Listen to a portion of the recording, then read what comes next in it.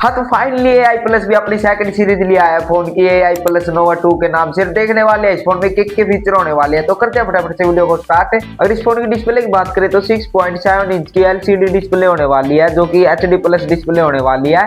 और इस फोन की रिफ्रेश रेट की बात करें तो 120 हर्ट्ज का रिफ्रेश रेट होने वाला है इस फोन में। और इस डिस्प्ले की पीक ब्राइटनेस की बात करें तो 400 निट्स की इसकी पीक ब्राइटनेस होने वाली है। और इसमें डुअल कैमरा का सेटअप देखने को मिलता है, जो कि 50 मेगापिक्सल का तो इसका मेन कैमरा होने वाला है, और 0.8 MP का इसका जो सेकंड कैमरा होने वाला है। और फ्रंट कैमरा की बात करें तो 8 मेगापिक्सल का इसका फ्रंट कैमरा होने वाला है। इस फोन की प्रोसेसर की बात करें तो यूनिसॉन T7250 का प्रोसेसर दिया गया है। और रैम की बात करें तो LPDDR टैग की रैम दी गई है। और इसमें बैटरी की बात करें तो 6000 mAh की इसमें बैटरी देखने को मिलती है।